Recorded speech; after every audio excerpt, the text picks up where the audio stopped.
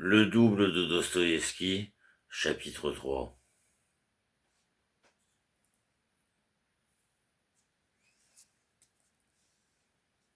Toute cette matinée se passa dans une agitation terrible pour M. Goliathkin. Se retrouvant sur la perspective Nevsky, notre héros voulut qu'on l'arrêtât devant le Gostiny Dvor, grande galerie marchande de Pétersbourg. Il bondit de son équipage, courut sous une arcade, accompagné de Petrouchka, et se rendit tout de suite dans une boutique d'orfèvrerie et d'argenterie. On pouvait voir, rien qu'à la seule apparence de M. Goliathkin, qu'il avait des soucis par-dessus la tête, une montagne de choses à faire. Il parvint, à force de marchander, à acquérir un service de table et un service à thé complet pour une somme de 1500 roubles assignats.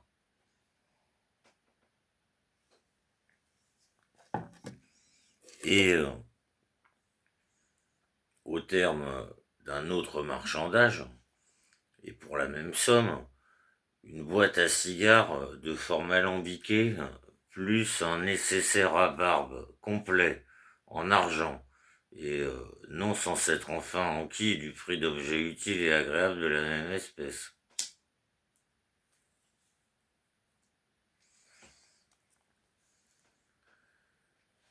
Monsieur Goliathkin finit par promettre de repasser absolument dès le lendemain, voire d'envoyer quelqu'un chercher la marchandise dans le courant de la journée. Nota le numéro de la boutique, écouta attentivement le commerçant qui s'agitait pour demander 2 ou 3 sous d'acompte, et promit, le moment venu, 2 ou 3 sous d'acompte. Après quoi, il prit très vite congé du marchand stupéfait et s'enfonça dans la galerie, poursuivi par toute une volée de commis, se retournant à chaque instant vers Petrouchka et cherchant avec diligence on ne savait trop quelle nouvelle boutique. En passant, il fit un saut chez le changeur et changea toutes ses grosses coupures contre des petites. Et même s'il y perdit, il les changea quand même, et son portefeuille en gonfla à vue d'œil, ce qui visiblement lui procura une satisfaction intense.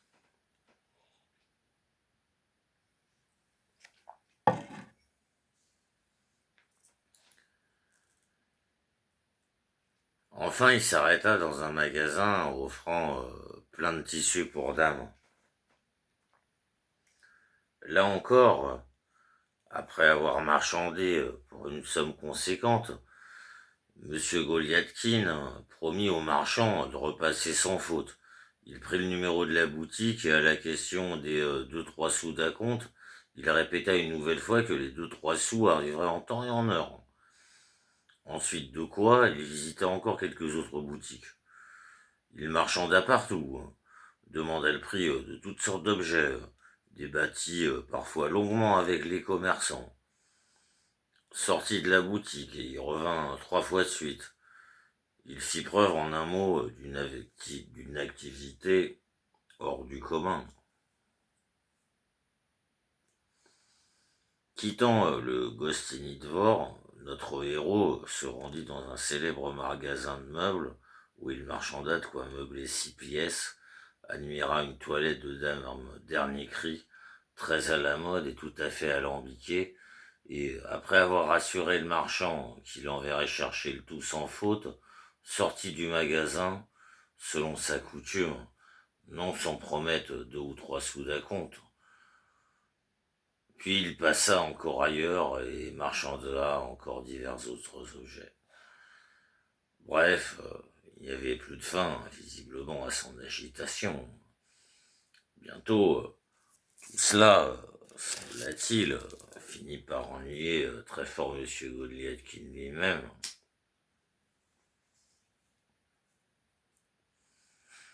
Même, et Dieu sait à quelle occasion il fut soudain à l'improviste, rongé par le remords.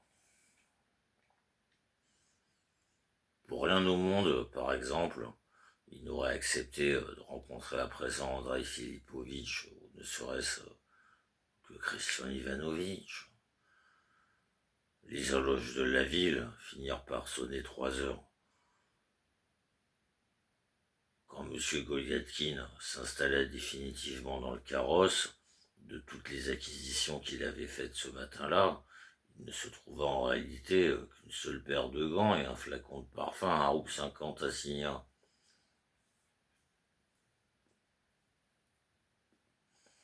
Comme il était encore relativement tôt pour M. Goliatkine, il ordonna à son cocher de s'arrêter devant un restaurant renommé de la Perspective Nevski, restaurant dont, jusqu'alors, il n'avait fait qu'entendre parler.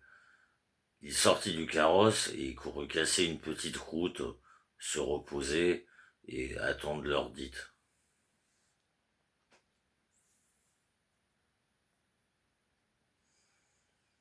Après avoir mangé, comme mange quelqu'un qui a en perspective un riche dîner en ville, c'est-à-dire grappillant à la hâte, comme on dit, juste pour casser la graine, et avoir bu un petit verre de vodka, Monsieur Goliatkine s'installa dans un fauteuil et, regardant humblement à la ronde, se plongea paisiblement dans un chétif journal national. Il lut 2 lignes, puis se leva, regarda autour de lui, se redressa et arrangea ses habits. Puis il s'approcha d'une fenêtre et regarda si son carrosse l'attendait toujours. Ensuite de quoi il se rassit et reprit son journal. Vous pouvez voir que notre héros était en proie à une agitation extrême. Il regarda l'heure, vit qu'il n'était encore que 3h15 et que donc il lui restait encore un bon bout de temps d'attente. Et se disant aussi qu'il était indécent de rester là comme ça, Monsieur Goliatkine se commanda un chocolat, dont il faut bien avouer qu'il n'avait pas grande envie sur le moment. Il but son chocolat, remarqua que le temps avait un peu passé et sortit donc payer. C'est là que tout à coup, quelqu'un lui tapa sur l'épaule. Il se retourna et vit devant lui 2 de ses camarades de travail. Ceux-là même que le matin il avait rencontrés sur le Litini. Des gars encore très jeunes, tant par l'âge que par le grade. Notre héros se tenait avec eux entre 2 eaux. Pas d'amitié, mais pas de haine ouverte. Il va de soi que les convenances étaient observées de part et d'autre. Il n'y avait aucun autre rapprochement, et il ne pouvait pas y en avoir. Au moment présent, cette rencontre était extrêmement déplaisante pour M. Goliatkine. Il grimaça un peu, et pendant une minute, il se troubla. Yakov Petrovitch, se mirent à épier les 2 registrateurs. Vous, ici? Mais par quel... Ah, c'est vous, messieurs, les interrompit précipitamment M. Goliatkine.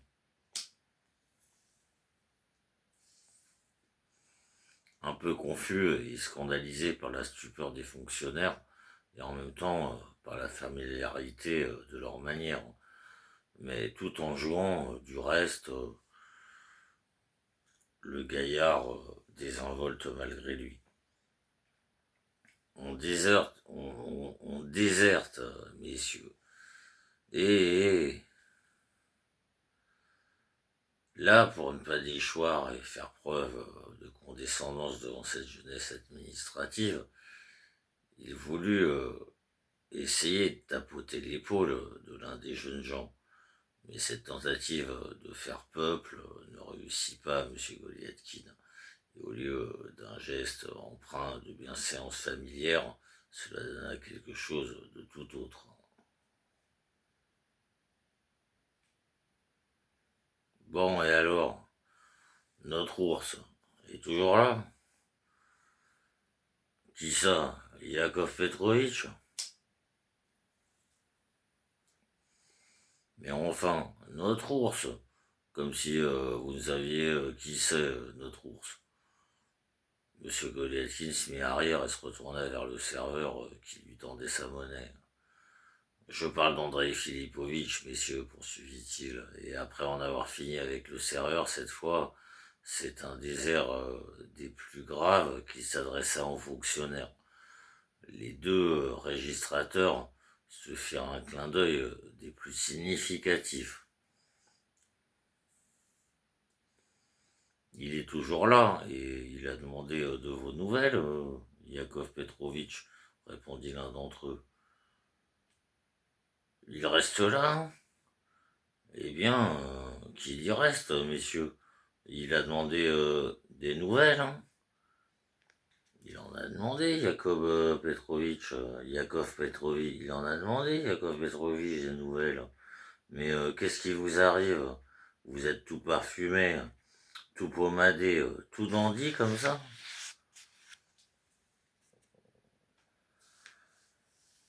C'est ainsi, messieurs, c'est ainsi, laissez, répondit monsieur Goliathkin en regardant de biais avec un sourire crispé.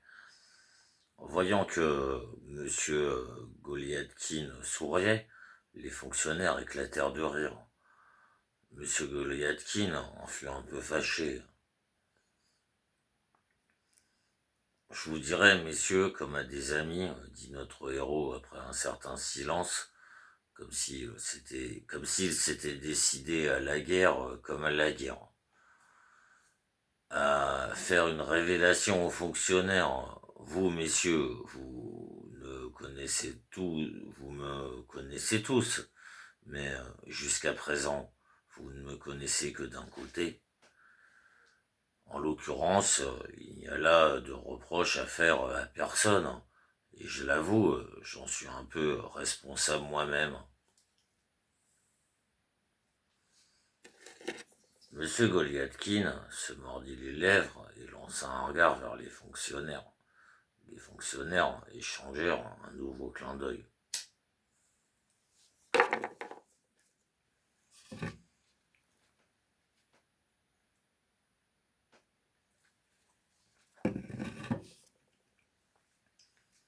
Jusqu'à présent, messieurs, vous ne me connaissiez pas.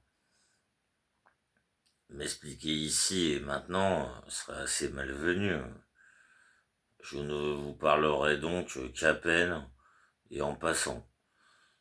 Il est des hommes, messieurs, qui n'aiment pas les chemins de traverse et ne se masquent que pour les bals masqués. Il est des gens qui ne voient pas la vraie destination de l'homme dans le cirage de parquet avec ses semelles.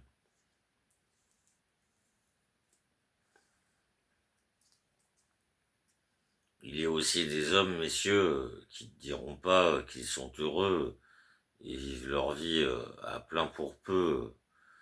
Mettons que leurs pantalons leur raillent. Il est enfin des hommes, messieurs, qui n'aiment pas sauter et gambader comme des cabris, flatter et courtiser, et surtout mettre leur nez, messieurs, mais surtout mettre leur nez, messieurs, où personne ne le leur demande. J'ai, messieurs, presque tout dit. Présentez-moi à présent, permettez-moi à présent de me retirer.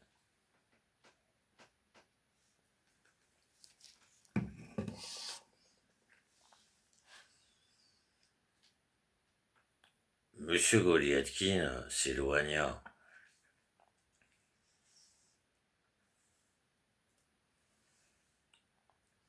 Comme messieurs les registrateurs étaient à présent pleinement satisfaits, d'un coup ils éclatèrent tous deux d'un rire des plus discourtois. Monsieur Goliathkin s'empourpra. Riez, messieurs, riez en attendant. Vous vieillirez, vous verrez, dit-il avec un air de dignité offensée, tout en récupérant son chapeau et en se retirant vers les portes. Mais je dirais plus, messieurs, ajouta-t-il, s'adressant une dernière fois à messieurs les régistrateurs. Je dirais plus. Nous sommes, messieurs, ici, entre quatre yeux. Voilà, messieurs, quelles sont mes règles. J'échoue, je ne perds pas courage, je réussis, je tiens, et de toute façon, je ne creuse de choses trappes sous personne.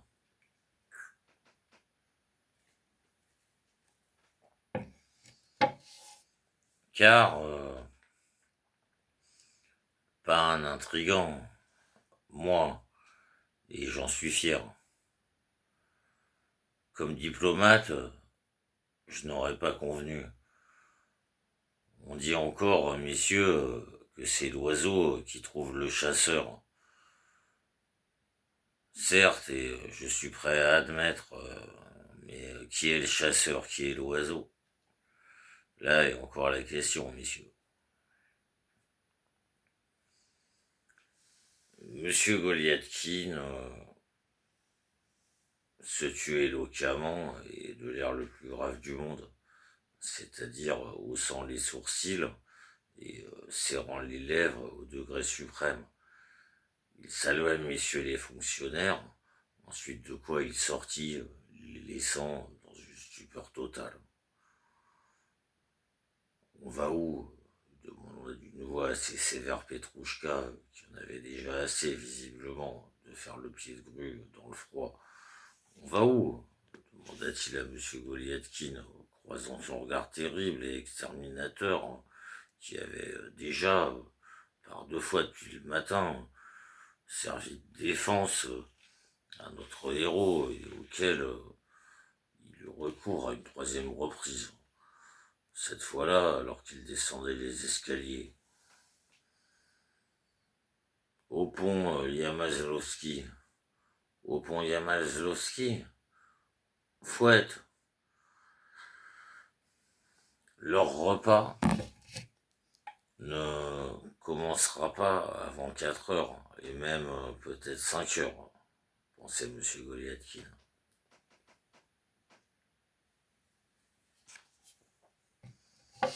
Ce n'est pas trop tôt en ce moment. Ce n'est pas trop tôt en ce moment. Du reste, je peux bien arriver en avance. En plus, c'est un repas de famille. Je peux comme ça, sans façon, comme ils disent entre gens bien. Pourquoi je n'aurais pas le droit d'être sans façon? Notre ours aussi, il dit que tout serait sans façon, et donc moi aussi. Ainsi pensait M. Goliathkin. Et pourtant, son inquiétude ne faisait que croître de plus belle. On pouvait remarquer qu'il se préparait à quelque chose de très délicat, pour ne pas dire plus, qu'il chuchotait tout seul, agitait le bras droit, lançait sans arrêt des regards par les fenêtres du carrosse, au point qu'à observer à présent M. Goliathkin, vraiment, personne n'aurait pu dire qu'il s'apprêtait à bien manger, tout simplement, et qui plus est dans un cercle de famille, sans façon, comme ça se dit entre gens bien. Finalement, juste devant le pont Yamachowski, M. Goliathkin indiqua un immeuble. Le carrosse, à grand fracas, pénétra dans la cour et s'arrêta sur le perron de la façade droite.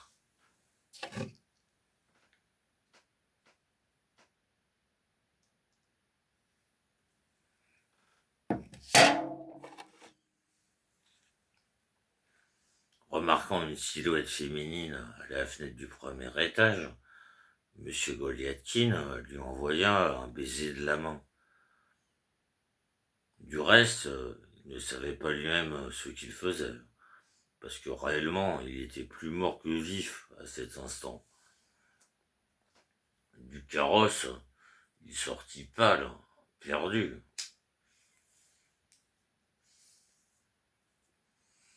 Il monta sur le perron, ôta son chapeau, se redressa machinalement, et sentant du reste un léger tremblement dans les genoux, il entreprit, et pardon autant pour moi, du carrosse il sortit pâle, perdu, il monta sur le perron, ôta son chapeau, se redressa machinalement, et sentant du reste un léger tremblement dans les genoux, il entreprit de monter l'escalier. « Olsoufi Ivanovitch ?» demanda-t-il au serviteur qui lui ouvrit. « Il est là, monsieur, c'est-à-dire, il n'est pas là, il n'est pas là. »« Quoi? Ça ne va pas, mon ami? Je viens pour le repas, mon bon. Tu me connais bien. »« Je pense bien que je vous connais, mais monsieur dit qu'on ne vous reçoive pas. »« Tu, mon bon, tu te trompes certainement, mon bon. C'est moi. Je suis invité, mon bon. Je viens pour le repas, prononça M. Goliathkin, rejetant son manteau et manifestant une intention très nette d'entrer dans l'appartement. « Je vous en prie, monsieur, ce n'est pas possible. Monsieur a dit qu'on ne vous recevait pas. J'ai ordre de vous refuser. Voilà. » M. Goliathkin blêmit. Au même instant, la porte donnant sur les pièces intérieures s'ouvrit et l'on vit entrer Gerasimich, le vieux chambellan d'Olsoufi Ivanovitch.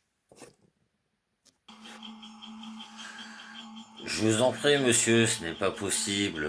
Monsieur a dit qu'on vous ne recevait pas. J'ai ordre de vous refuser. Voilà. » Monsieur Goliathkin blêmit. Au même instant, la porte donnant sur les pièces intérieures s'ouvrit et l'on vit entrer Gerasimich, le vieux chambellan d'Olsoufi Ivanovitch. « Voilà, Emilien Gerasimovitch, monsieur veut entrer. Et moi? Et vous, vous êtes bête, Alexeïtch? Rentrez dans les appartements et amenez ici cette fripouille de Semyonovitch? Pas possible, monsieur, dit-il, s'adressant avec déférence mais résolution à monsieur Goliathkin. C'est absolument impossible. Monsieur vous prie de l'excuser. Monsieur ne peut pas vous recevoir. C'est que monsieur a dit qu'il ne peut pas me recevoir, demanda monsieur Goliathkin d'une voix hésitante. Excusez-moi, Gerasimich, mais pourquoi c'est absolument impossible? C'est absolument impossible, monsieur. J'ai annoncé. Monsieur a dit, prie-le de m'excuser. Monsieur ne peut pas, n'est-ce pas, vous recevoir. Mais pourquoi? Mais comment? Qu'est-ce?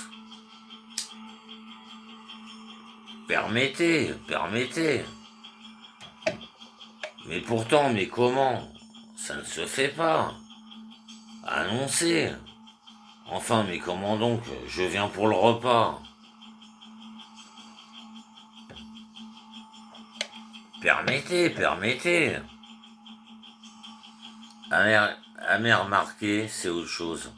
Il prie qu'on l'excuse. Mais pourtant, permettez, Gerasimich. Comment ça se fait, Gerasimich? Permettez, répliqua Gerasimich, repoussant d'un bras fort résolu M. Goliathkin et ouvrant un large passage à deux messieurs qui entraient dans le vestibule juste à ce moment-là. Les deux messieurs qui entraient étaient Andrei Filipovitch et son neveu, Vladimir Semyonovitch. Tous deux posèrent un regard stupéfait sur M. Goliathkin. Andrei Filipovitch voulut dire quelque chose, mais M. Goliathkin s'était déjà décidé. Il sortait déjà du vestibule d'Olsoufi Ivanovitch, tout rouge, les yeux baissés, en souriant d'un air complètement perdu. « Je repasserai plus tard, Gerasimich. Je m'expliquerai. J'espère que tout cela s'expliquera en son temps, prononça-t-il sur le seuil et en partit dans l'escalier.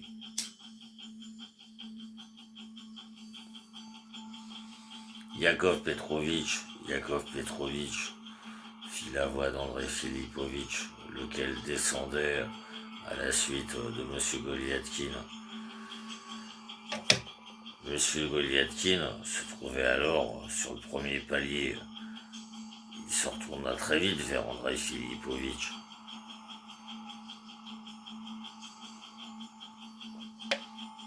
Vous désirez, Andrei Filipovitch dit-il d'une voix assez résolue. Mais qu'est-ce qui vous arrive, Yakov Petrovitch? De quelle façon?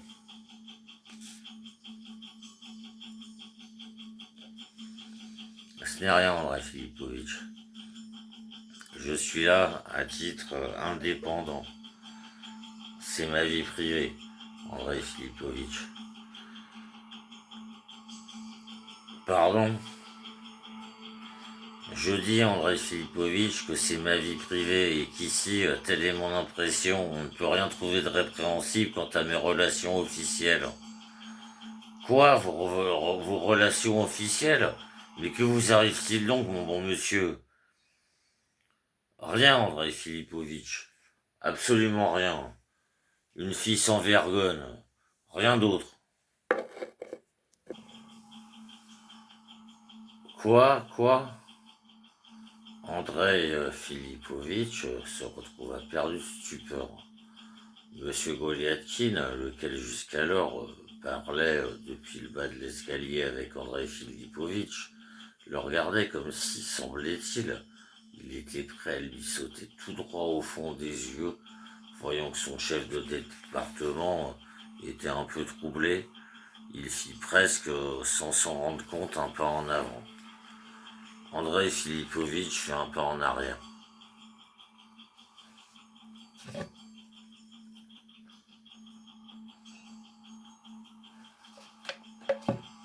Monsieur Goliathkin regrimpa une marche, puis une autre. Andrei Filipovitch lança un regard inquiet autour de lui. Monsieur Goliathkin regrimpa soudain très vite l'escalier. C'est encore plus vite qu'Alex. C'est encore plus vite qu'Andrei Filipovitch, quant à lui, bondit à l'intérieur de l'appartement et claqua la porte. Monsieur Goliathkin resta seul. Monsieur Goliathkin resta seul. Il voyait trouble. Il se retrouvait complètement perdu. Il restait à présent pris dans une espèce de réflexion absurde, comme s'il se souvenait d'une espèce d'aventure, là encore complètement absurde, une aventure survenue tout récemment.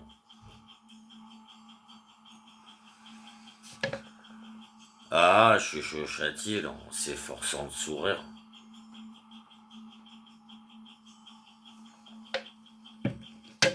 Entre-temps, en bas, on entendit des voix et des pas, sans doute de nouveaux invités reçus par Sophie Ivanovitch.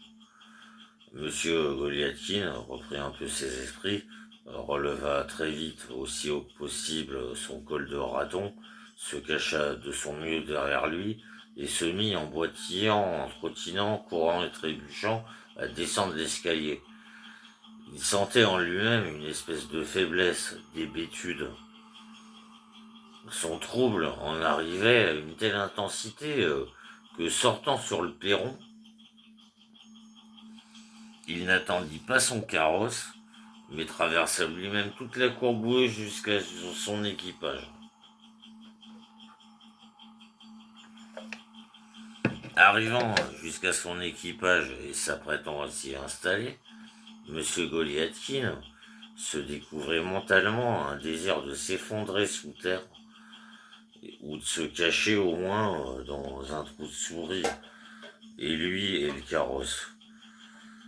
Il lui semblait que tout ce qu'il y avait dans la maison d'Olsoufie Ivanovitch, tout sans exception, était en train de le regarder par toutes les fenêtres. Il savait qu'il allait mourir là, sur place, à coup sûr, s'il se retournait. Qu'est-ce que tu vas à rire, crétin dit-il très vite à Petrouchka, qui s'apprêtait à l'installer dans le carrosse. Pourquoi je rierais? Je fais rien.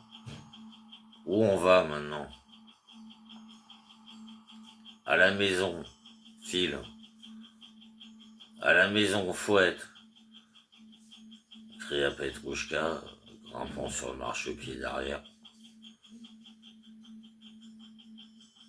Une vraie voix de corbeau, se dit M. Goliathkin.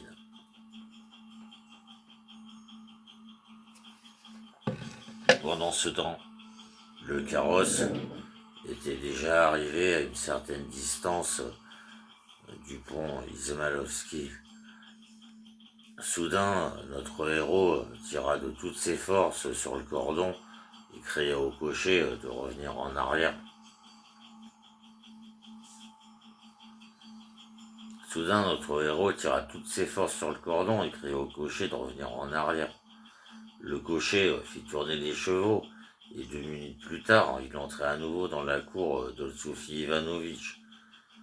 « Pas la peine, imbécile, pas la peine, demi-tour !» s'écria M. Goliathkin. C'était à croire que le cocher s'attendait à cet ordre. Sans la moindre réplique, sans s'arrêter dans le perron et en faisant le tour de la cour tout entière, il ressortit dans la rue. Monsieur Goliathkin ne rentra pas chez lui, mais une fois passé le pont Semyonovski, il donna l'ordre de tourner dans une ruelle et de s'arrêter devant une auberge d'aspect assez modeste. Une fois sorti du carrosse, notre héros régla le cocher et de cette façon se débarrassa enfin de son équipage. Il donna l'ordre à Petrouchka de rentrer à la maison et d'attendre son retour lui-même. Il pénétra dans l'auberge, prit une chambre particulière et commanda un repas.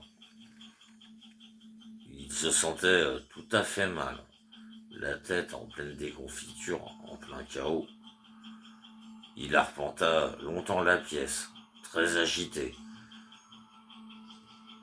Il finit par s'asseoir sur la chaise, appuya son front dans ses paumes et se mit à essayer de toutes ses forces de réfléchir et d'éclaircir certains aspects de sa situation concrète. 3 petits points.